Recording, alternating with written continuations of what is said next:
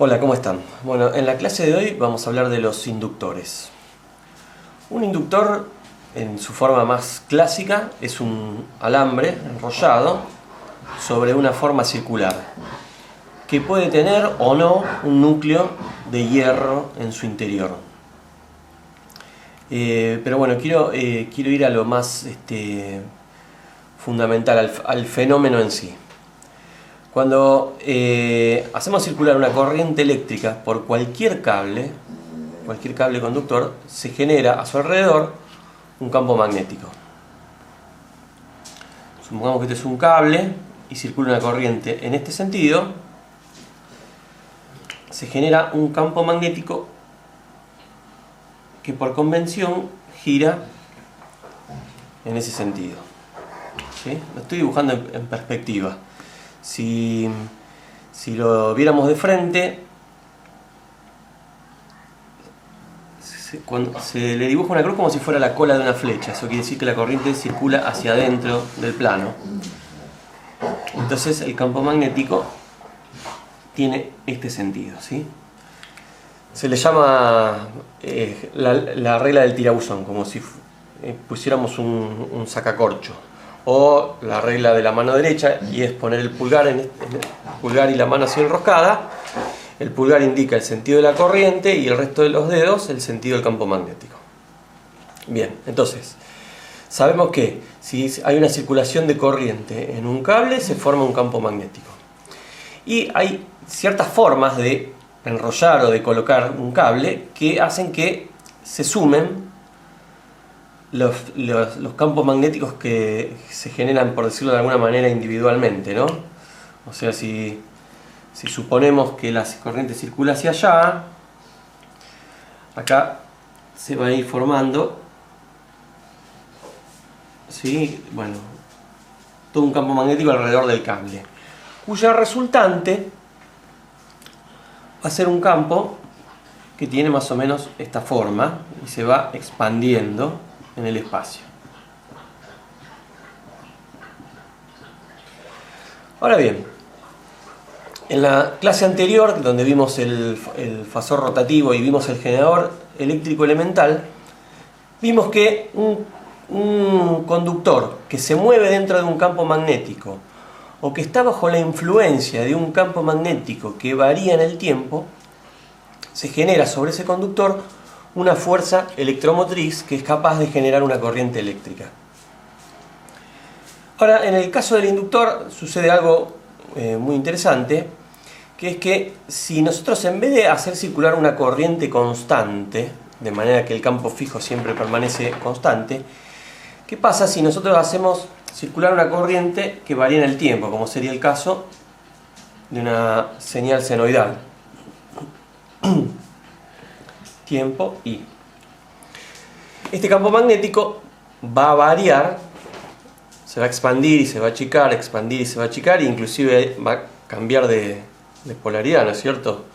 Porque esto es como un gran electroimán, donde vamos a tener un norte y un sur según el sentido de la corriente. Entonces, si aplicamos una señal que varía en el tiempo con esta forma, en el semiciclo positivo el norte y el sur estará orientado de una manera, y en el semiciclo negativo la polaridad magnética se va a invertir. Y no solo eso, sino que además va a ir variando, se va a expandir y se va a achicar en concordancia con la señal que estamos aplicando, ¿sí? Que tendrá una frecuencia determinada. Lo que va a suceder con eso es que justamente va a haber un campo magnético que varía en el tiempo, y la misma bobina va a estar inmersa en su propio campo magnético. Entonces, sobre la misma bobina se va a generar una fuerza electromotriz que Lenz lo dedujo hace muchos años. Esa fuerza electromotriz se va a oponer a los cambios producidos por esta señal. Dicho de otra manera, las bobinas o inductores tienden a oponerse a los cambios de corriente que circulan sobre sí mismas, ¿sí? Por un fenómeno que se llama autoinductancia, porque ella misma se autoinduce una fuerza electromotriz porque está hay un campo magnético que ella misma genera y que está variando en el tiempo en virtud de la señal variable que le estamos aplicando. Entonces, como primer deducción que podemos sacar de esto es que si la frecuencia de esta señal aumenta, es más rápida, ¿sí? Como sería este caso, la variación de este campo magnético también va a ser más rápido. Entonces, la oposición que va a presentar para un mismo inductor va a ser mucho mayor al paso de la corriente eléctrica.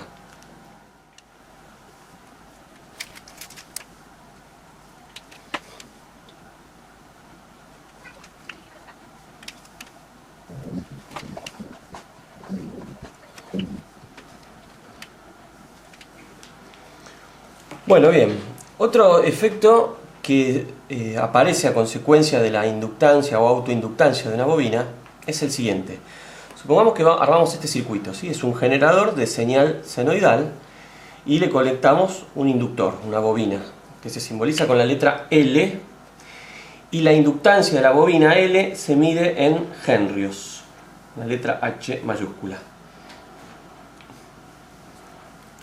Bueno, no se ve bien la H mayúscula, la voy a hacer de vuelta. L, ahora sí. Y se mide en henrios. Yo en este circuito dibujé un sentido de circulación, en realidad es ficticio, porque al ser corriente alterna en un instante va hacia un lado y en otro instante va hacia el otro, pero es convencional, esto se suele hacer, se dibuja un sentido de circulación. Entonces dibujé un sentido de circulación de la corriente y dibujé también, como se suele hacer en corriente alterna, en sentido opuesto, en corriente continua, perdón, en sentido opuesto, dibujé una caída de tensión. Que también esto es ficticio porque en realidad cuando la corriente circule en este sentido, la caída de tensión va a ser así. Pero cuando la corriente circule en aquel sentido, la caída de tensión va a ser en el sentido inverso. Pero bueno, siempre le damos un sentido, le imponemos un sentido de circulación. Simplemente para efectos del gráfico. Entonces, vamos a lo que interesa. Lo que sucede, a consecuencia de la autoinductancia que tiene esa bobina, es que a medida de que la tensión aumenta sobre la bobina, la corriente no circula inmediatamente que aumenta la tensión, como sería en el caso de una resistencia, por ejemplo. ¿Por qué? Porque dada la autoinductancia, la bobina se está oponiendo todo el tiempo a la circulación o a la variación de corriente sobre sí misma. Entonces lo que sucede es que se produce un retraso en la corriente respecto de la tensión, un retraso en la fase. Fíjense, primero arranca la tensión y 90 grados después, fíjense, esto es un periodo de la señal. Y como habíamos visto, en el caso del fasor rotativo, un periodo es una vuelta completa del generador.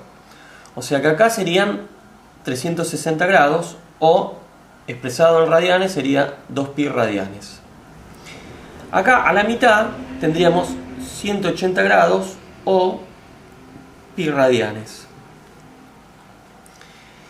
Y acá tenemos 90 grados o pi sobre 2 radianes. Entonces, lo que sucede por las propiedades físicas de la bobina o del inductor es que cuando lo sometemos a una señal senoidal, la corriente, una vez que está en régimen en permanente, ¿no? Sin tener en cuenta el transitorio de arranque, una vez que se estabilizó el circuito, la corriente que circula sobre la bobina va a estar siempre retrasada 90 grados respecto de la tensión, ¿sí? Si el tiempo transcurre en este sentido, ¿sí? Lo primero que aparece es la tensión y 90 grados después aparece la corriente. Ahora, esa oposición que tiene una bobina a los cambios de corriente sobre sí misma es casi como si fuera una resistencia eléctrica, pero como no es exactamente una resistencia eléctrica, porque solo se manifiesta en los circuitos de corriente alterna, se la llama reactancia. Y en el caso de, como es el caso de un inductor o de una bobina, se la llama reactancia inductiva.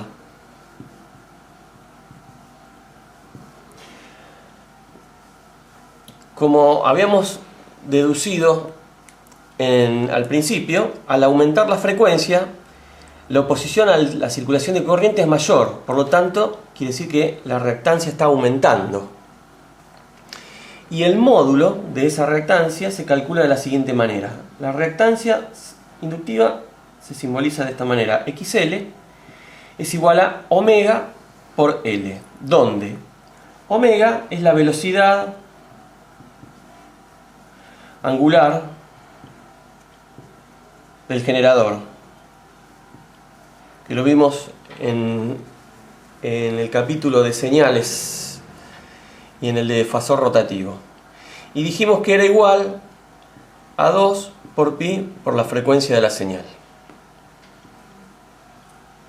Y L es la inductancia medida en henrios. ¿Sí?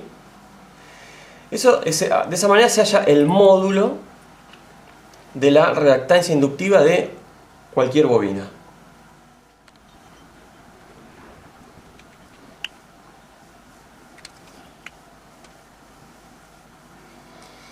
Bien, ahora vamos a verlo en esquema fasorial. Ahora que sabemos lo que son los fasores. Podemos representar la tensión y la corriente en un esquema fasorial.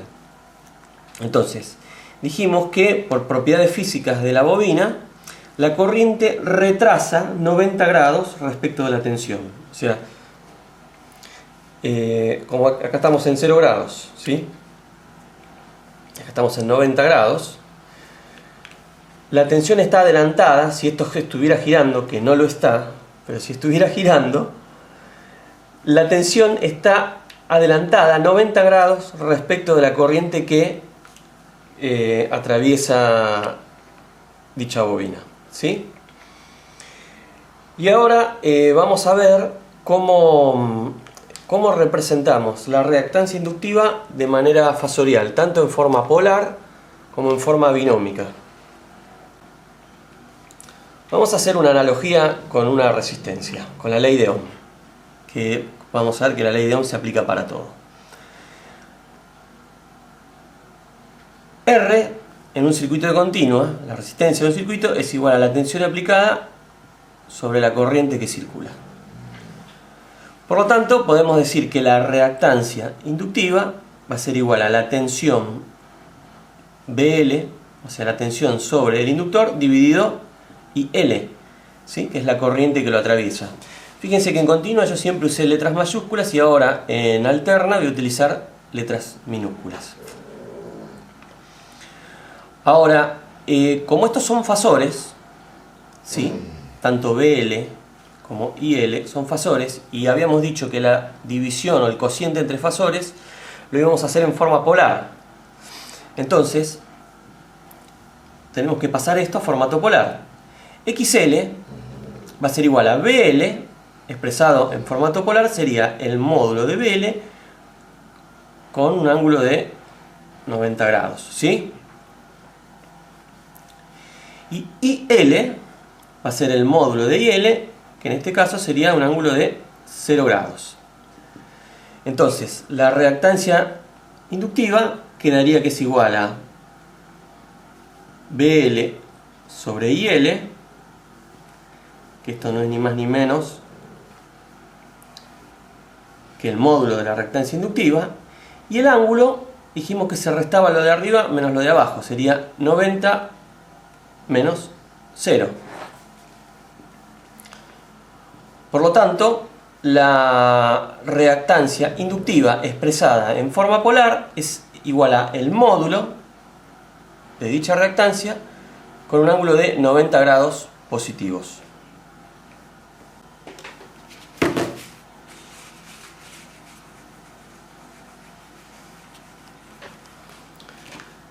Entonces, XL, el fasor XL expresado en formato polar es igual al módulo de XL con un ángulo de 90 grados. Por lo tanto, si yo lo tuviera que graficar acá, sería un fasor. Lo voy a dibujar acá arriba para que no se mezcle. XL, que está perfectamente a 90 grados. Ahora, si nosotros tuviéramos que expresar este fasor en formato binómico, fíjense lo siguiente. Como está completamente hacia el fasor en 90 grados, no hay ninguna proyección sobre el eje de los reales, ¿sí? No proyecta sombra sobre el eje de los reales. O sea que su parte real vale 0. Y la parte imaginaria es todo el módulo de XL. Así que sería más JXL. Por lo tanto, XL expresado en formato binómico es un número completamente imaginario, positivo, cuyo módulo es XL. Entonces, este es el formato polar para la reactancia inductiva y este es el formato binómico para la reactancia inductiva. Bueno, ahora por último, para terminar la clase de hoy, voy a hacer una experiencia para que esto no sea solo una cuestión de fe. Para demostrar cómo la corriente retrasa 90 grados respecto de la tensión. Y voy a armar este circuito. Voy a poner un generador de señal, voy a poner un inductor y voy a poner una resistencia que va a tener respecto de la reactancia inductiva de esta bobina, esta va a ser muy chiquitita. O sea, la idea es que el valor de esta resistencia interfiera lo menos posible en este circuito. Vamos a tener una circulación de corriente y vamos a tener una caída de tensión BL. Y lo que voy a hacer es conectar acá, vamos a medir con un osciloscopio.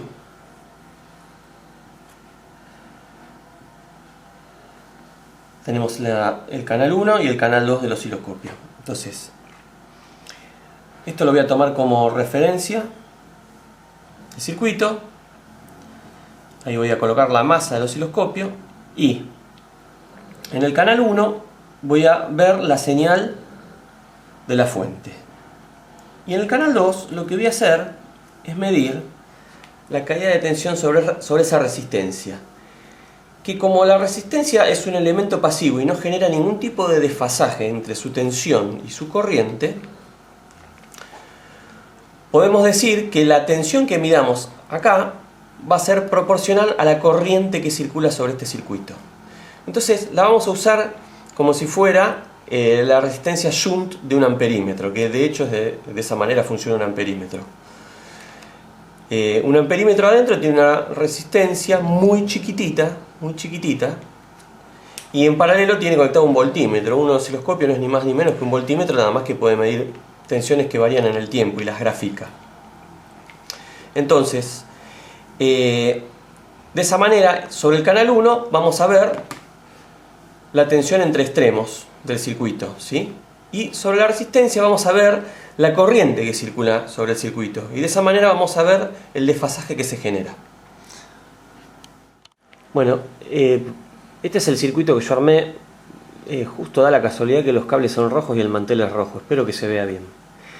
Mi generador de señal, esto lo hice todo con cosas que tenía en mi casa.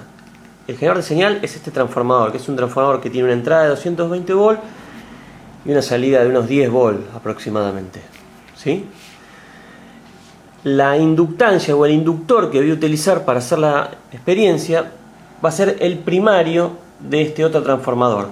¿Por qué utilizo el primario? Porque es el que tiene mayor cantidad de vueltas en un transformador, porque es un transformador reductor, este otro más chiquitito.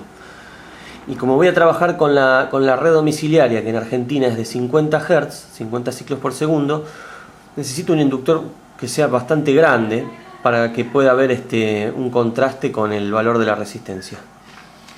Entonces, esta es la fuente de señal, lo armé igual que como estaba en el dibujo. Entro acá al inductor y en serie, acá, a ver si se llega a ver, tengo, a ver,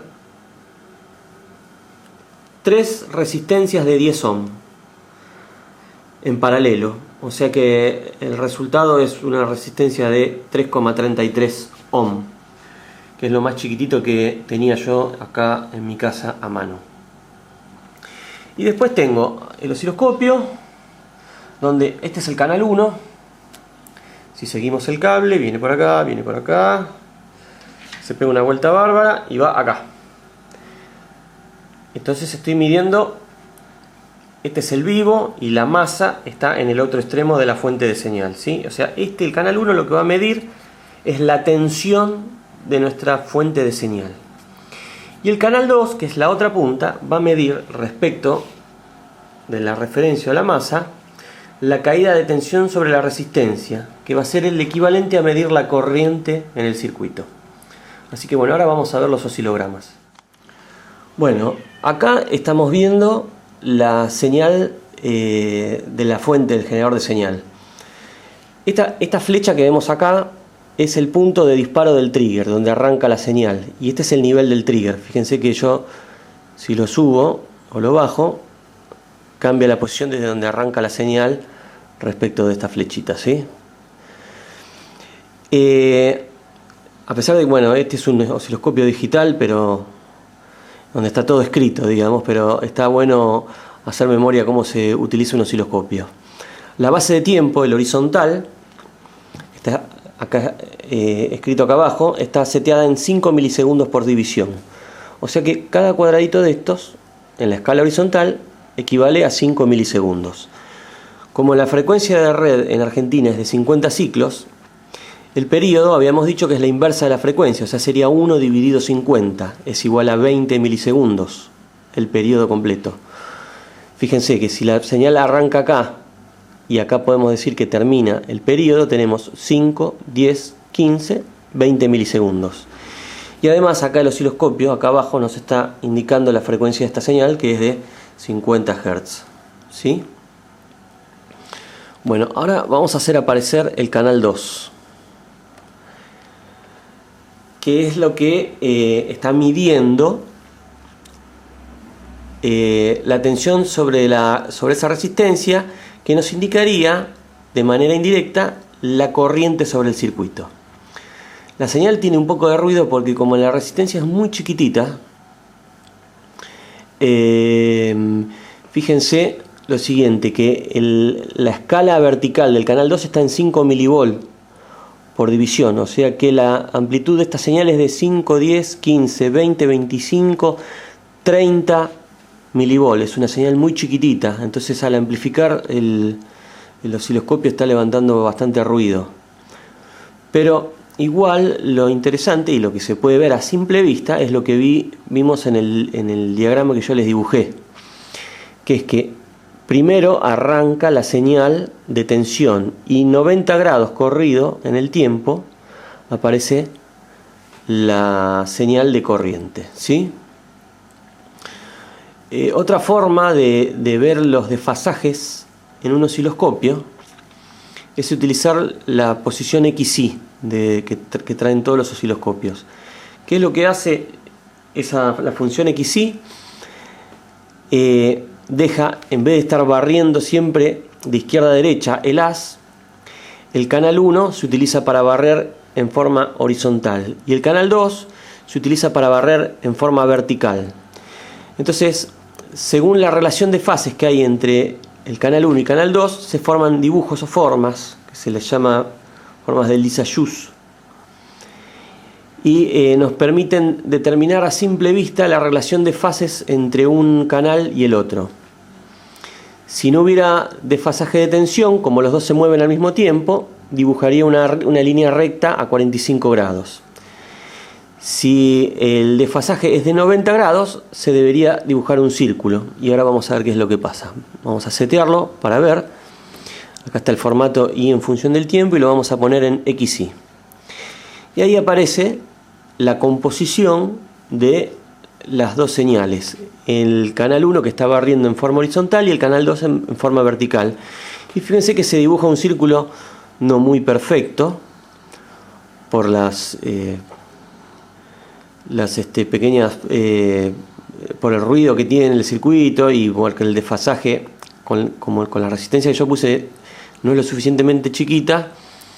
Estoy introduciendo algún error en el circuito, entonces el círculo no es perfecto, pero se asemeja bastante a un círculo.